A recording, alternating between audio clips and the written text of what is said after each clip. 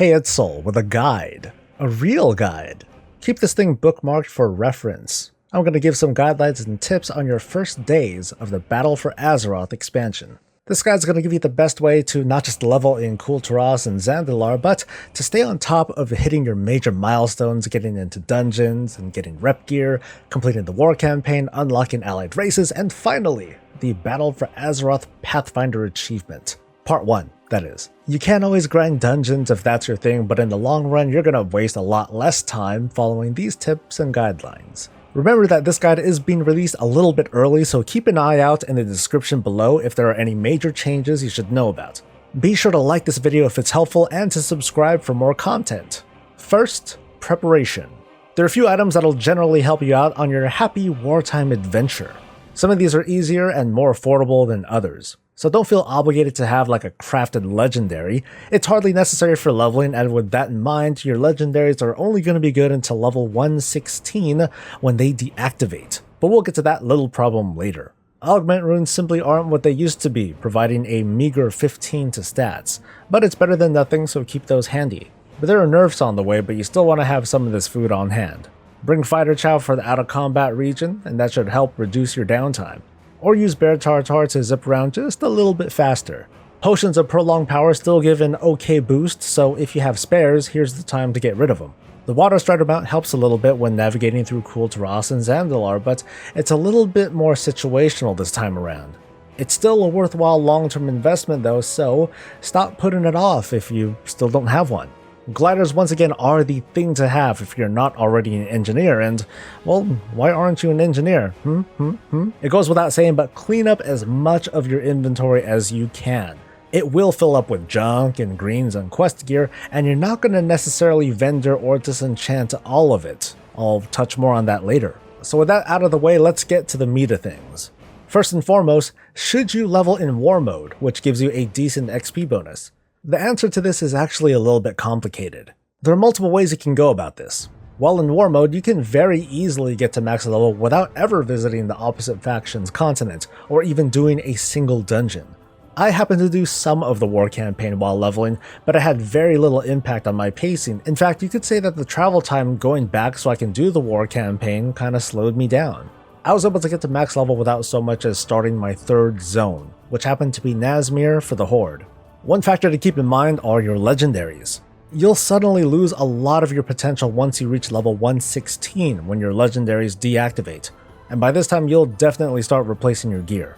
Meanwhile, thanks to the PvP scaling that's going on, currently if you run into someone from the enemy faction while they're 115 or lower, they're probably going to have legendaries while you don't. And unfortunately that's going to be very annoying for you.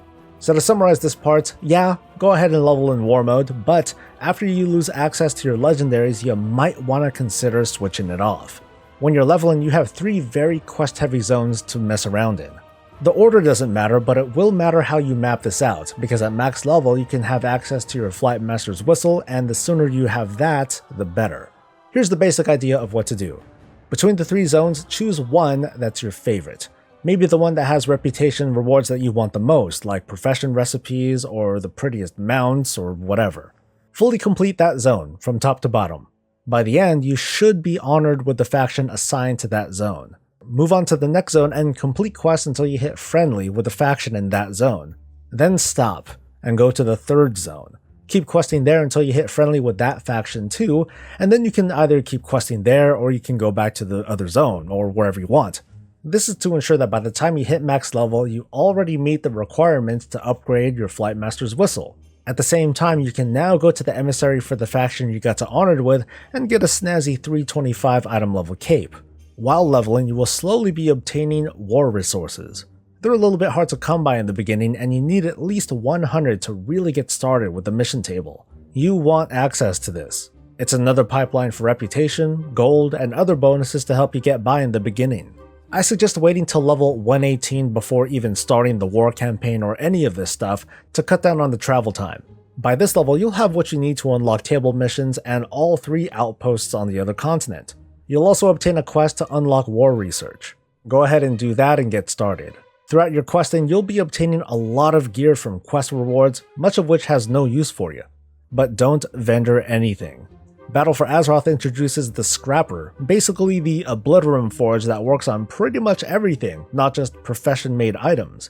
All you have to do is open it up, drop some gear in there, and it turns into profession materials like ore, ink, cloth, and leather, including rare types of these. These can supplement your professions, but more than that, you can use these materials to craft items that you need for Warfront rep turn-ins at max level. These are dailies that appear whenever the Warfront isn't accessible for you at the moment. NPCs will ask for a random assortment of items, and they reward you with a decent Azerite bonus, but more importantly, reputation with either the Honorbound or the 7th Legion factions, which up until max level you couldn't gain rep with. Regardless of how much actual rep or honor you get when this goes live, it'll still be reasonably worth taking advantage of. By this point, you're now at max level. You have the Flight Master's Whistle, an unlocked mission table, a cape from the faction you got to honored with, and a lot of stuff to do. If your faction doesn't currently own the Warfront, you can start turning in resources and trade goods. I happen to have an Azerite level of 11 when I got to 120, which is more than fine for the quest gear, but when you're freshly max leveled, your gear basically sucks. If you look at your map, you'll see some additional factions you can work for on your world quests. The Tortollan, which you've more than likely already did quests for, the Champions of Azeroth, and your faction rep, either the Honorbound or the 7th Legion. First, complete a full round of emissary quests. It's also you can get to the Pathfinder achievement faster, so just get used to doing them. Keep your war resources, Azerite, and gear upgrades in mind when choosing your quests, and don't forget that you can obliterate that gear too. Once that's done, you can start progressing through the war campaign and go as far as you're able to, which at the beginning won't be very far. The war campaign is gated by rep with the Honorbound or the 7th Legion, so a lot of your focus is going to be spent getting rep on Warfront turn-ins, missions, and world quests. Consider also using contracts made by scribes to get bonus reps when completing world quests, but these might be hard to come by early on. Regarding reputation, you only need to reach Revered to fulfill the requirements for Pathfinder, but if you have the time, it might be a good idea to stay ahead of the game and get to Exalted for the item level 355 gear. The gear from the Champions of Azeroth faction also happens to be Azerite infused, but with only 3 tiers, so check those out and see if the rewards are worth farming for. So here's the summary of how I plan on leveling in the Battle for Azeroth. I'm going to have War Mode on until at least level 116, then consider turning it off if the action over there gets too hot. Complete one zone fully, move on to the second, and get to friendly reputation with the faction there. Then move on to the third zone and level until I'm 118. By the time I hit 118, I'll definitely have at least 100 war resources. I'll start the war campaign, which will unlock the other 3 zones, the mission table, and war research. After completing that, I'll keep questing around until I hit max level, then return again to get the Flight Master's Whistle and Cape. And I'll probably turn war mode off for now, given that tanks don't seem to be doing quite as great as they did early in Legion. There are a few milestones for me to hit with regards to war research. That's to complete 5 different island expeditions and take out 3 different Warfront commanders. This will happen eventually, of course, but I'll at least take care of island expeditions first to unlock the 3rd research tier, knowing that it'll take longer for me to get to the 4th tier, which requires me to have 5 champions. That basically means to unlock this tier, I have to complete the war campaign. Because of my play habits, my daily routine will rely on a lot of world questing.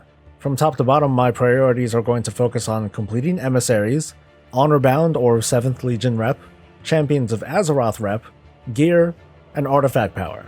I may or may not turn war mode back on until I'm mostly done with reputations and I'm less worried about wasting time getting myself killed. Beyond world quests, I'll be gearing up from dungeons until my item level is 305. 305 is when I can queue up for heroics and take advantage of that heroic daily queue. I'll be using dungeons to gear up until I feel comfortable enough to farm and practice mythic dungeons. Eventually, I'll unlock the remainder of the war campaign and all the dungeons. Once I have all the reputations to Revered, I'll push for Exalted, so I can get the item level 355 pieces of gear, hopefully by then using inscription contracts to speed things up. And I'm setting the expectation for myself that I'll have completed Pathfinder Part 1 by the time Raid starts at the latest. So that's it for your first few days and weeks in the Battle for Azeroth. Feel free to post any questions or, more importantly, corrections in a comment below. I'll have the pin as well as the description updated as we get closer to the expansion's launch, or if I need to do a full follow-up video. Please don't forget to support the channel so I can keep giving you more of this and all things Warcraft. I'll see you in the next video. Until then, stay safe, stay happy, and stay breezy.